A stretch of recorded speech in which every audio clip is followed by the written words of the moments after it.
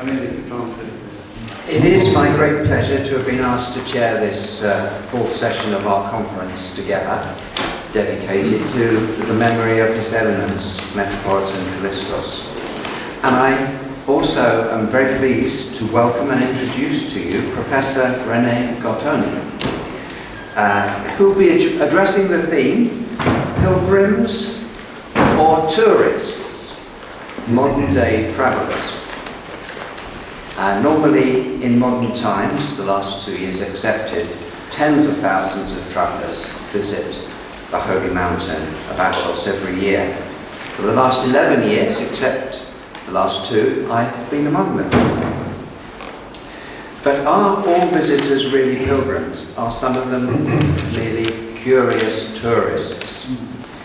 Professor René Gothóni is hoping to provide us with the answers to these questions from a theoretical and empirical point of view, based on his own field research among Athos pilgrims.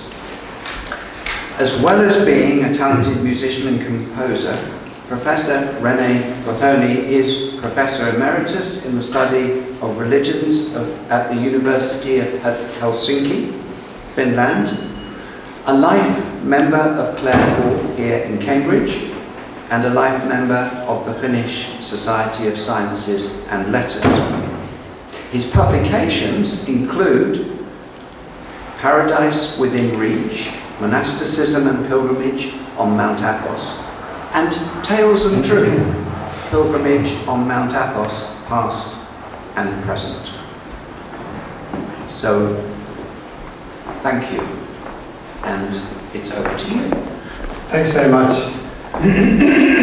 Sorry for that. I'm very happy to be here again after many years, and I think I've participated in most of the residential seminars here. And so when René sent me an email and asked if I could give a talk, sorry, on pilgrims or tourists, I said to him that I've written so much about pilgrimage, I have nothing new to say. He said, but you have to be creative, he said. And so, luckily I had some time to think, because there was this postponement because of the COVID that this seminar should have taken place a few years ago. So eventually I came to some solution about this, how to find new angles. And exactly as David said, it will be theoretical and empirical to some extent. But I will first start with the very basics, with something that all of you know. And that is the first slide. You all know that there is this quota system, and that the permits are limited to 100 for Orthodox and 10 for non-Orthodox applicants for 4 nights. This is the general, let's say, rule. And despite the fact that this is so, since 1970 there was 3,000 visitors about, and 2019 more than 100,000 visitors. And sorry, I have a problem with the allergic. Anyway, so the 100,000 is also, I think, a lower number than the reality. And the reason for that is that you have 4 kinds of visas you can get. This quota system, this is one kind. That is the 4 for foreigners and 8 for Greeks and Orthodox. But there are also, you can have a visa for 1 month, you can have a visa for 1 year, or you can have a visa in the sense that some monastery, the Igumenian invites you to the monastery. So this is the case in many cases, and that is where if you go on a ferry to Mount Athos, you will realize that on the boat there are 300 or 400 men. There should be only 110. So the statistics, official statistics, are not really valid. Then the tens of thousands of men which visit temples every year, I'm now talking about before the COVID. The majority, the vast majority are Greek. Then there are numerous travelers from Eastern and Western Europe, Russia, and some from North America and Asia. Quite a few from Finland also, because Finland is, as you know, an Orthodox country. We have it's our national church, one of the national churches. Then the question is, are these men pilgrims or tourists? And as I was introduced here, I tried to answer this question. We'll see if you agree. Now, the answer depends on various things. For example, it depends on how we conceive the word pilgrim and tourist. How we understand the Greek word proskynema. How we consider the Athonites' policy against the visitors. How we envisage the theory on concepts. And how we take into account the ritual aspect of proskynema. And to what extent we listen to the pilgrims' experiences of these visits to Mount Athos, as we heard just the talk before mine. And how we realize that viewpoints matter. These aspects I somehow try to explain to you. Now we all know that the word pilgrim comes from the Latin peregrinus, which means traveling abroad, away from home, and so forth. It refers to a foreigner outside of the territory of Rome, ager Romanus, and traveling to a sacred place or shrine to fulfill a religious duty, to pray, and so forth. This means that pilgrim and pilgrimage, unpremeditatedly conceived as of traveler and traveling. The word, as a word, as a word, it means to travel somehow, to travel. It is in the word. That is the connotation of the word. So each word has a connotation. This is the connotation of this word. So when we use the word pilgrimage, we understand that it is somebody who walks somewhere. And in this case, the sacred place. Now this is the concept of this word. Now when we go to the next word, which is the tourist, there are some elements which are the same. Of course, traveling abroad for pleasure. It's not necessarily that we go to a holy place or so, but for pleasure as a group, in part of a group or alone for holiday.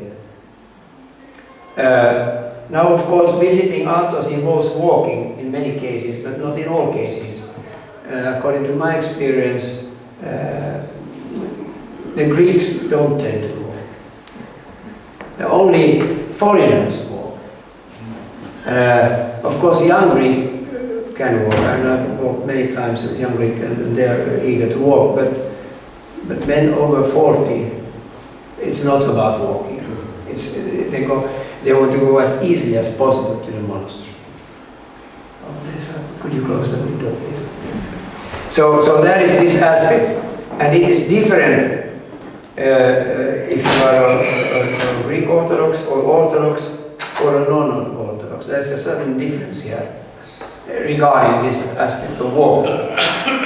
And it has to do with the concept, with the words, how it is understood. So we can go to next. Yes. For the Greeks, the term is proskynetes, to be a pilgrim. And it's very common in Greece that if they ask where I go, you say, "Θα πάω να προσκυνήσω." I go to worship. That means I go to the church.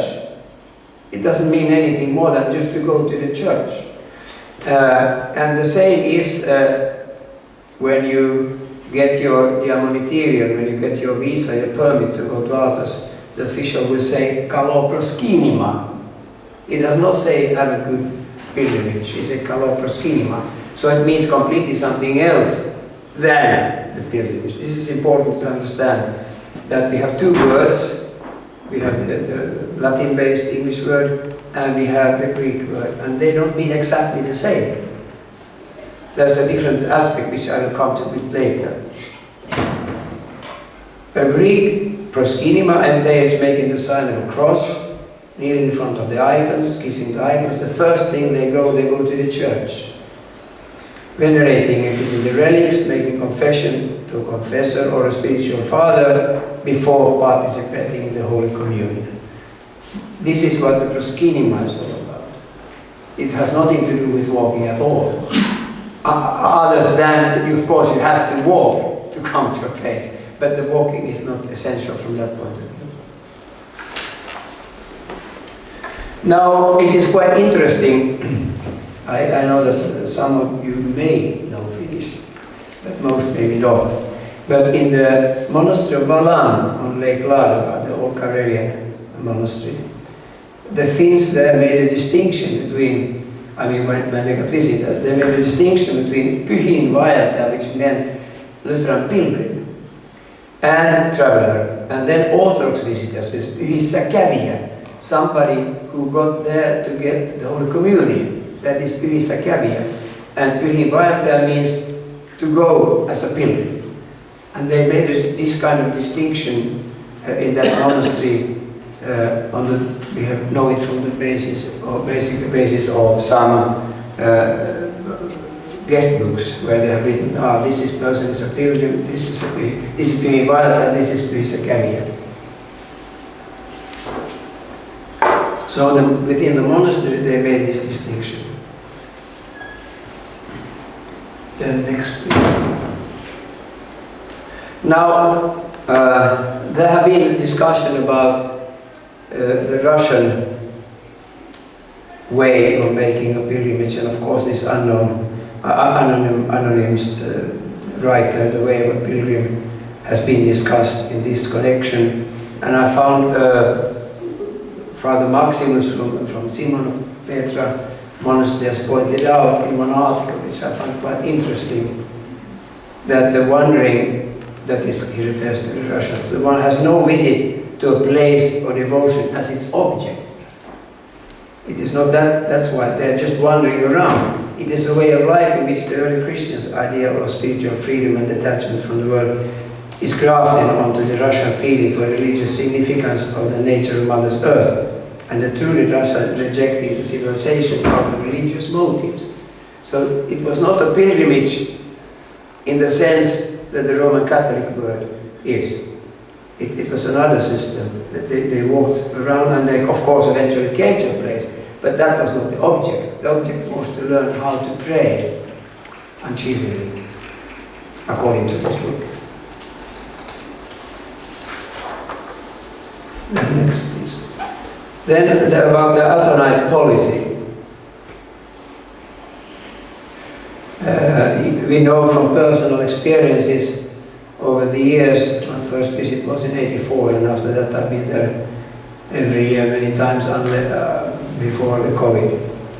It's a duty of one monk to identify who is Orthodox and who is not. And then we'll always ask, are you Orthodox? Are you Orthodox? They come when we are in outside the name of the church before we go into the name. So, and this has to do with an old tradition, of course, goes back to the early Christianity, where there was a distinction between the liturgy of the catechumens and the liturgy of the faithful, and this is part of this, that everybody could take part of the liturgy of the catechumens, but not take part in the liturgy of the faithful. And so this we can see. So here also is the distinction that you have to be Orthodox to be able to go to the nave of the church and to participate in the Eucharist, because that is only for the faithful. Now, if you look at the situation inside of the church, in any Athonite church, we realize that the visitor comes in, he can go to the narthex, but not to the nave if he's not an Orthodox. It's only for the Orthodox. Normally, I don't think they changed it anywhere. And so here also you find the same distinction whether you are Orthodox or foreigner. And this is, there's a monk checking this, that this is the case.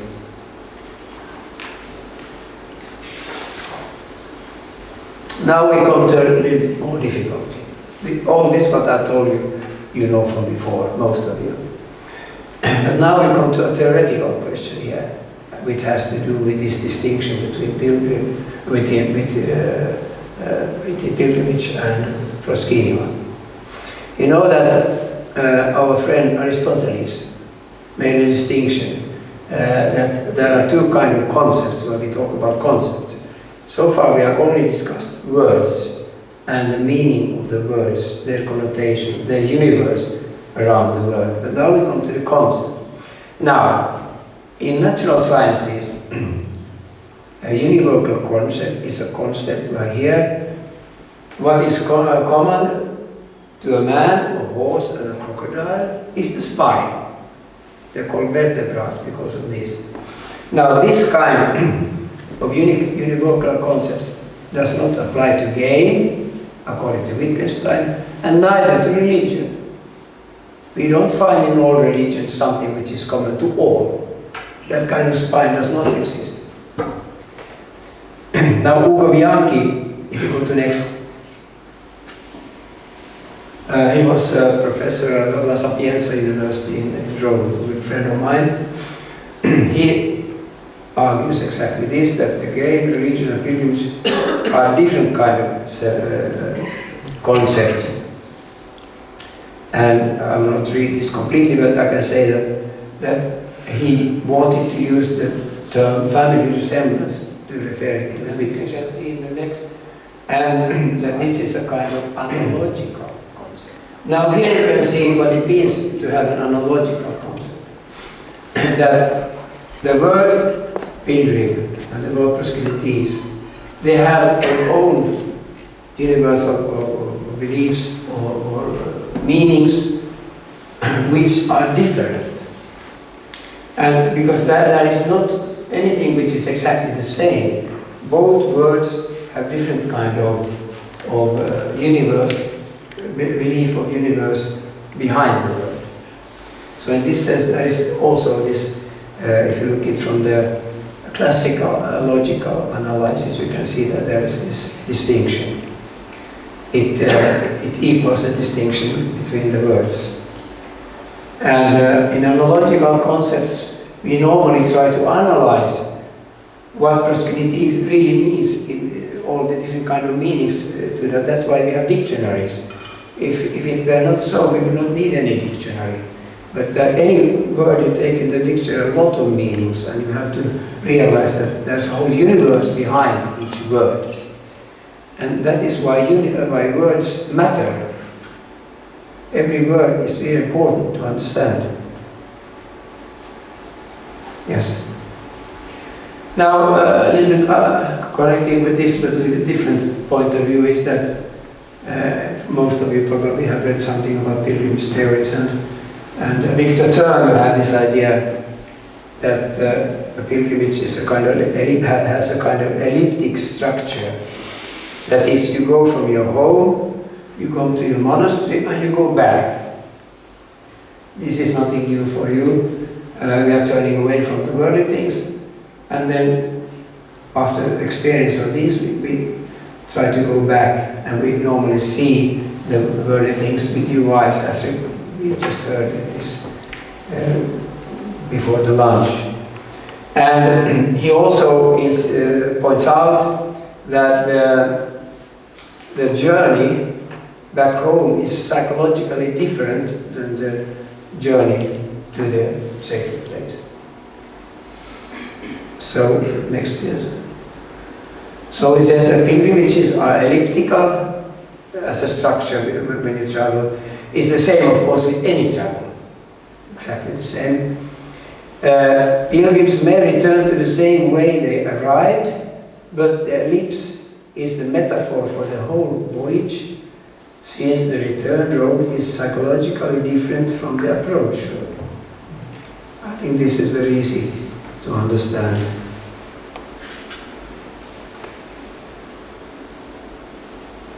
Now,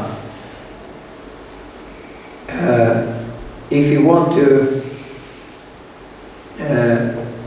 theoretically on this concept, because now pilgrimage is used both as a word and as a concept. Now, pilgrimage could be considered as a perpetual rites. It's a concept I realized here in a very interesting way. Anyway, you know, in the theories of ritual, they distinguish between transitional rites, that is rite de passage, initiation rites, and rites of crisis. All of which there is the idea that there are transitions from one social status to another. And it's one-way direction, you can't go back. I mean, when we are young, we are young. When we grow older, we are married, we cannot be unmarried. We can be divorced, but not unmarried. So it's always one-way road. And pilgrimage, though Turner said it is a kind of rite de passage, I said it's not. It's not a rite de passage. And it is evident that it cannot be like that. So then we have to ask, if that is not so, what then is the specific quality of a pilgrimage? What makes pilgrimage is universal but not unique? And you can say that pilgrimage as a phenomenon, as a word, is universal but not unique as to the context and beliefs. Every different kind of culture where we go, the same phenomenon are different, like as we can see now between the Greek, how the Greeks understand proskynema and how we understand, one of Greek, the word pilgrimage. Now, when I was thinking about this, I remembered one thing that our royal patron said many years ago in Orchidea Bloom, when there was a conference. He said that in his brief speech to us, I have now established myself as a kind of swallow that returns once a year to Mount Athos. And the fact that I do come back like a swallow means that I'm serious about it. This is quite an interesting, I think he didn't really probably understand the significance of this at that time. He also used, I remember very well, the word, I become a perpetual pilgrim. But this is not published in the report, that sentence. For some reason, maybe he cut it out. Anyway, but that is what he said. So, I can say that I'm very much indebted to our patron's notion. It's a very good notion, and I find it also scholarly and scientifically correct. That the notion of being a kind of swallow who perpetually returns to the Ulema is an elucidating case in point. Also before lunch we heard the same idea that we tend to go back. And sometimes we even don't know really why we go back, but we go back because we get something spiritual out of it. If we ask what is the one thing that pilgrim, tourists and proskynetics have in common, now we come to this classical logic. What is in common? If we make that question, what is hidden, what is the unity in the hidden likenesses, as they say in natural sciences, they look for the unity which is hidden, which makes the phenomenon similar or more or less the same. For this reason, I am quite indebted to the royal patron that I suggest that this could be added to the theory of rituals as a perpetual rite. Pilgrimage is a kind of perpetual rite. We go back and back. There are not so, and also to go to church is the same. It's also a perpetual rite.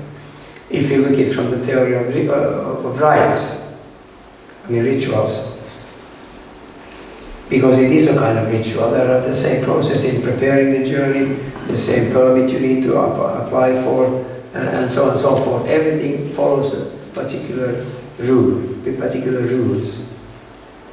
And also when you come to Mount Athos, the first things they say, they show you to the church, to venerate the icons, or the saint icon of the church.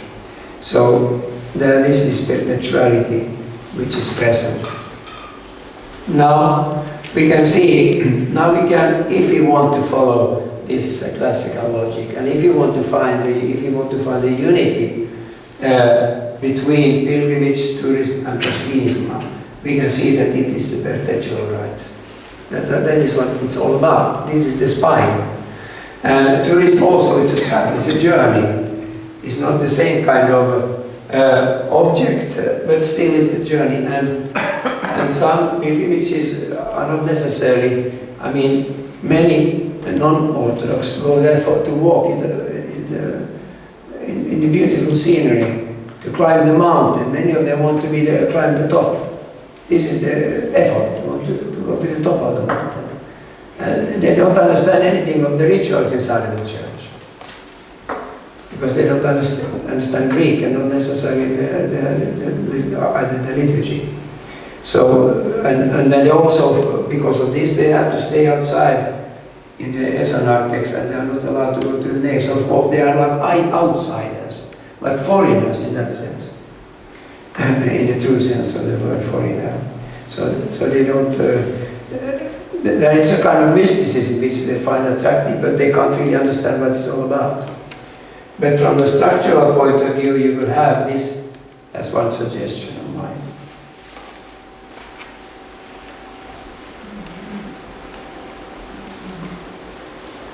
Yes. Now when you are in a monastery, I always traveled alone, except for a few cases, and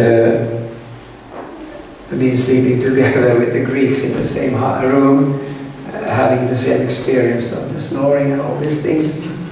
It's impossible to sleep, that is how it is. But they go to the church, they come to Athos, and for them it is very, very important for them. They feel that they're relaxed, they feel like they're coming home. For them, church is not a strange place, it's like coming home. And some of them even have this idea that they talk to God. Why do I have to suffer like this? And they make confessions, something like that. And so I can say that proskynema, from a subjective point of view, could be understand as a kind of iotherapy. It's a concept I realized together with my nonosmo, my godfather Antonius Basiliadis, in Uranopoulos, when we discussed this matter,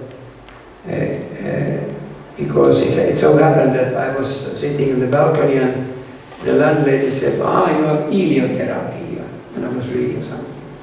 And then we discussed with Antonius, and I said that she said to me that I was sunbathing, that is, I was taking heliotherapy. I like the word therapia in the Greek sense. So we discussed various kinds of thalasotherapy, krasitherapy, and there are many words you can combine. So eventually we came to that there is also something called iotherapy. When you go come to Athos and go to a church and you are present there together with the others, everybody have the same sentiment somehow. That is a kind of therapy which the effects even is present within you later when you go home. And maybe that is one of the reasons why we tend to go back. We want to have that same experience.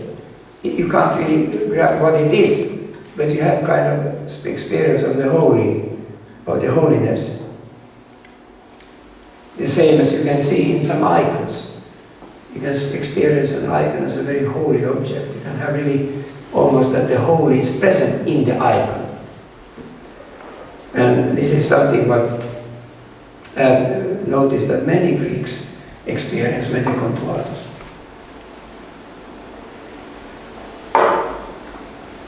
But first, of course, they come there and they meet the guest master and say, "Oh, I've been working, I'm so bad. Although they came with the bus, my back is so aching, my knees, so can I have a room of my own with a window over the sea?" And things like that. Of course, the guest master listens. Yes, yes, we try to do our best. And then he put all the Greeks together in the same room, and that's fine. And it happens once in St. Paul's. When I was there and I was waiting patiently outside, I wondered what kind of room I would get. I got the room with the window over the sea, and the Greeks were all in the same room because of their complaints.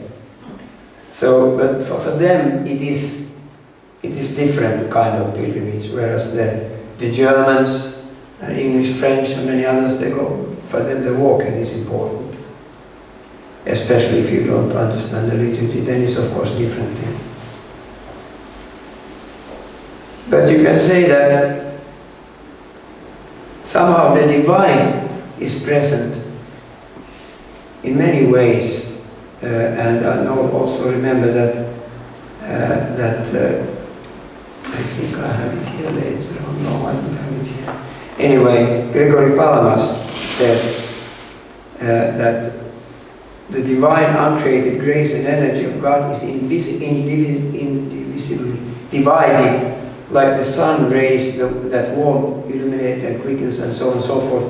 That the same way as when you get a tan, it comes with a delay. First you may burn yourself and then comes with delay. In the same way, somehow, the experience of God's energies also, you can experience them somehow, and then with delay you get the benefits, let's say, benefits of it all.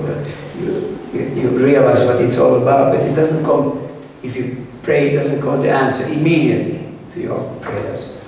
So there is a kind of delay, and this is what they say, that the divine energy can, like the sun's rays or the rays of the sun, can warm you in your heart. And this is quite an interesting part I've read in the Philokalia. Then when we go to the subjective point of view, this is also this is contrary to the distinction I made. It is contrary between Orthodox and non-Orthodox. Because a visitor may conceive himself a pilgrim, a tourist, a globetrotter, everybody who travels around the world just to see every strange place on earth, or a proskynete.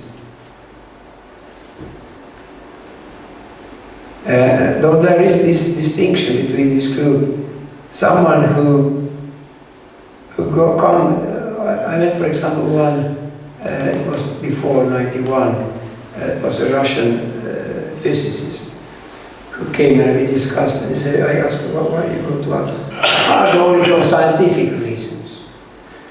I go for scientific reasons, I'm curious, I just go. When he came back, he said, oh, it was really a pilgrimage. Something changed him, as we discussed also before in the morning. Something changed him, and he somehow realized from his own subjective point of view what it meant to be a proskynete or a pilgrim, whatever language we want to use.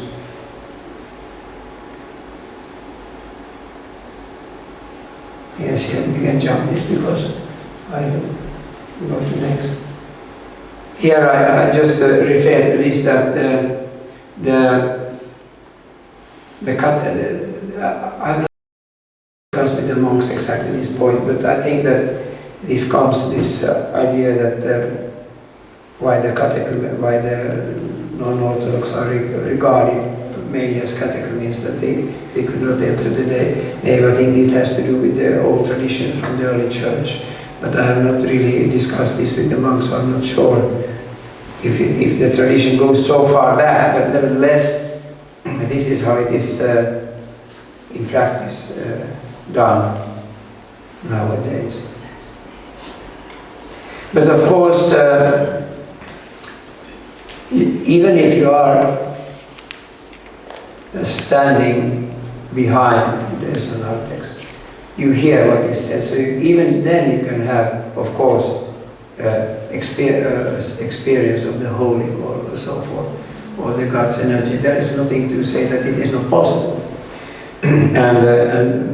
and of course, many have had some kind of experience in that sense, and then next year or whatever, gone back or go to their Orthodox church in their own countries, and that way starting the path, so to speak, to the Orthodox.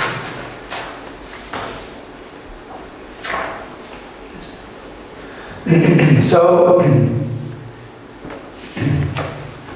I would like to say that what combines what is the spine of pilgrimage and proskynema is that they are perpetual rites from the viewpoint of the theory of rituals.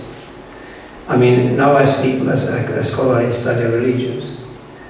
There I could add this from this point of view. Now it's not only on the level of the subject, but on the level of the how we distinguish different kind of rites. And there are no such mentioning of such rites before.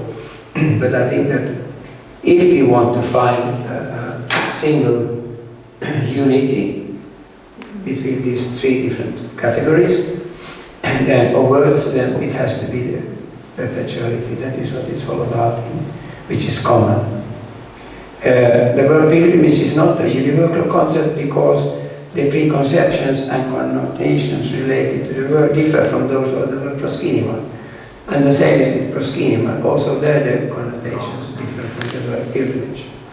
And this is a bit of a problem, as you realize, because we use the word pilgrimage as a word, and we use it as a concept.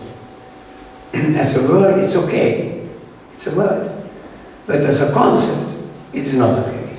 You can't use it as a concept for all different kind of, this kind of phenomenon. Because they have other words in other countries, in other cultural spheres. In India, they have different words. In Chinese, they have different words. But they have the same phenomenon of going to sacred places and to temples and whatever. And it's not necessarily walking always all the time. So this is a bit of a problem because it's because our imagination, our understanding is limited if we use this word as a concept. Because if we want to understand what it means to go to the holy mountain of Athos, it's better to understand the word proskynema. That is what it's all about. It is not about pilgrimage. From that point of view, if you want to understand the Athonite's point of view, this is what I try to say. Yes. Now, this is the final, I think. Having said all this, a little bit critical against the use of concept of pilgrim and pilgrimage as a concept, and emphasizing that they could be considered as analogical concept, but not as univocal concepts. Having said that, he thinks, and to answer the question which is in the beginning, are pilgrims, are we pilgrims or tourists? I think that this discussion started already in 1970s, when the hippies came to Mount Athos with their cassette recorder and playing their own pop music. And the monasteries became annoyed because of this, and they wanted to make limits that no. And they thought that these are not really pilgrims, these are tourists. I think the whole discussion started already, maybe already in the 60s, I'm not sure. But anyway, but in a sense, this "or" is not really the right word. Because the attitude of a spiritual father, when I discussed it, he said that the word, they have different connotations, yes? But then he says, who is to tell in what way the will of God acts? I mean, even if you come as a communist, like the Russian physicist Great, he suddenly experienced something of the divinity, of the God's energies there, and somehow realized that there is something which in Philokalia they use the word nous as a kind of, in the mind, a kind of particular place which is nous. It is not the intellect, it's a kind of, you have a feeling for language, you have a feeling for tunes, for music, and the nous is this feeling for religious things, for divine energies. It's a special, I don't know if you can say an element in our mind, but anyway, a special place in our mind. And that can be activated. This element is in all of us as we be created as in the image of God and in the likeness. We have that element in us. It has to do with also creativity and many other things. So it is there, but many people, for some reason in their upbringing, have not any touch. They don't know what it is all about. They have no experience of it. And they suddenly, on Athos, some people can find that experience. So I can very well understand that for this spiritual father, he was not interested in this discussion. Are we pilgrims, or are we tourists, or whatever are we? Or even if I are Orthodox or not Orthodox, for them it doesn't matter. Because they don't want to condemn or put a label that you are this and you are that.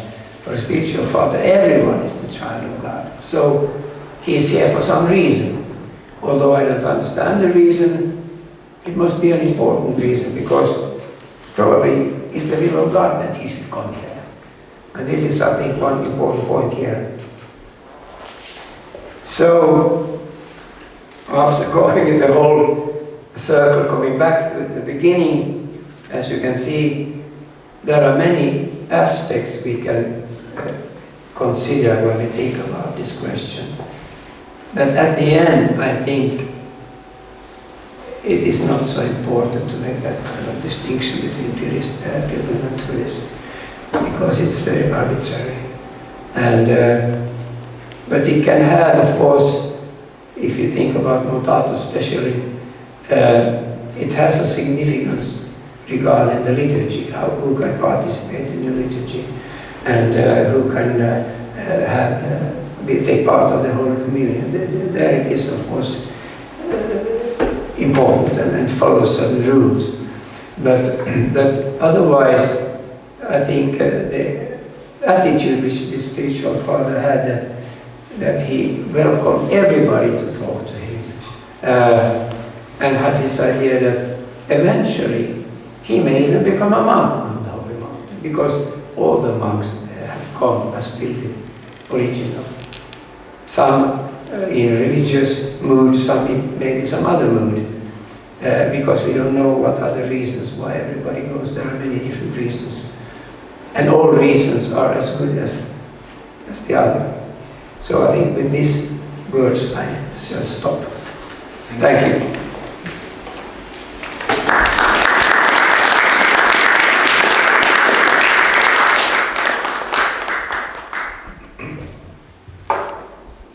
So much for such a well thought through and thought-provoking presentation. Are you happy to take some questions? Yes, of course. Okay.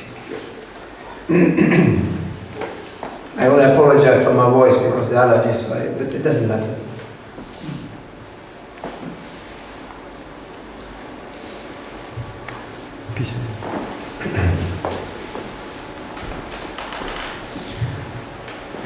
It's not a question so much really as a comment. When I went to Vatupedi, although I'm not Orthodox, I was welcomed into the church itself. I was not asked to stay in the narthex. And I was told that the attitude of the abbot is that if you come to the doors of Vatupedi, it is because the Virgin Mary sent you. And if the Virgin Mary sent you, who is he to turn you away? Yes.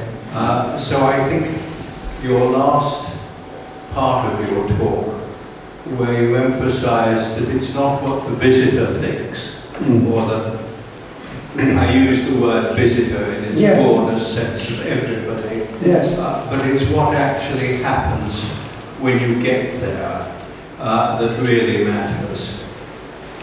Yes, I agree very much. This is how it is. And but there are many. It's nice to hear this. In Vatapedi they have this attitude, but in many other ones they don't have that attitude. No, They are very different, and every monastery is also different if there's a different igumen. I mean, when there's a new abbot, the monastery may change. I've seen that over the years, that they are not exactly the same as they used to be. Without saying that it's worse or better, but it's different.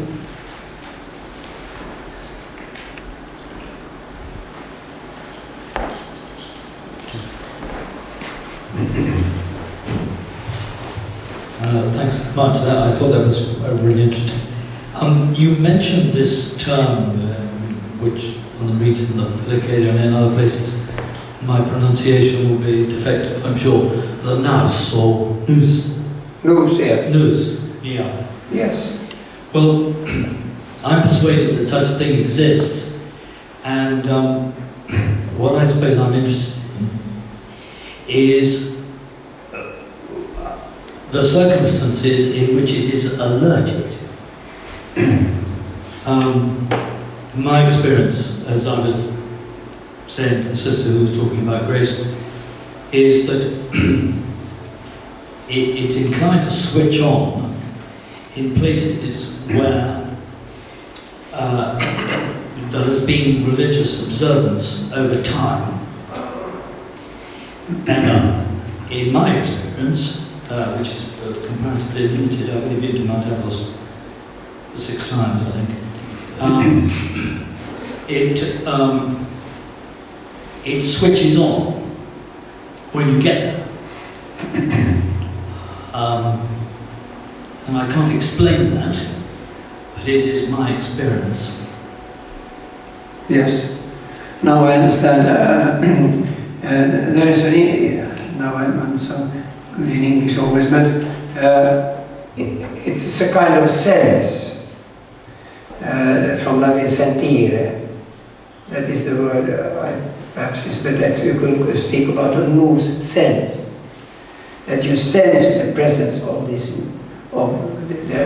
divine energies, and that is the center where this happens is called nous. In the Viewpoints, yeah. And it's a difficult concept because sometimes it's referred to as intellect, but it is not a rational thing. It is not something you can understand in that sense. You just have the sense, like we have like say that you have a sense for music.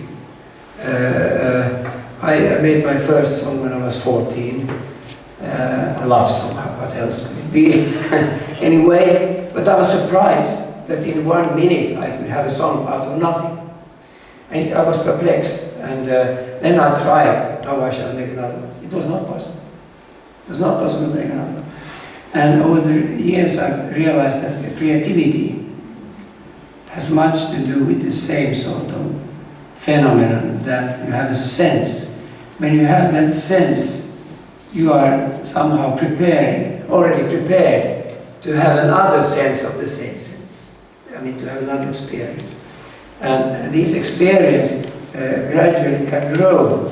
And I don't think perhaps it's the best way to talk about Climaco's ladder. But in a sense, there is the idea that first you have a small sense, and then you can come to the next level or next step in some way, or if you don't want to have it like vertical going up, you can say that you enlarge your understanding. Maybe it's a better word to think that you enlarge it, and you understand more than you understood before. And the more you understand, the more significant it is for that person, and this is on the subjective level. And this is what, of course, is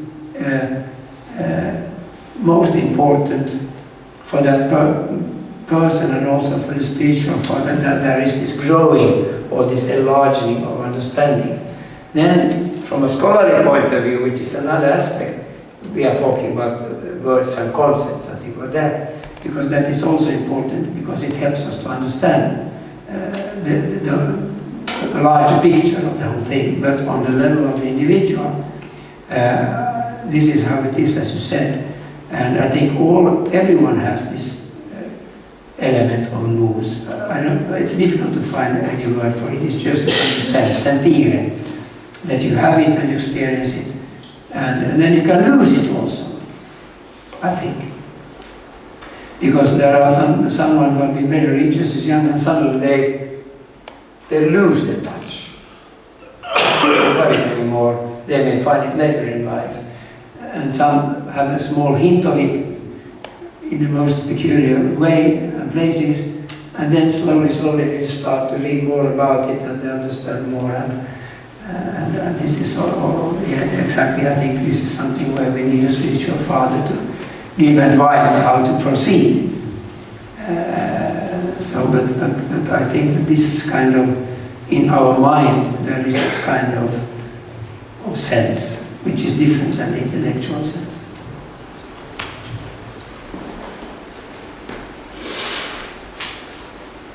So, thank you so much. We have very much appreciated your presentation. Thank you. Thanks.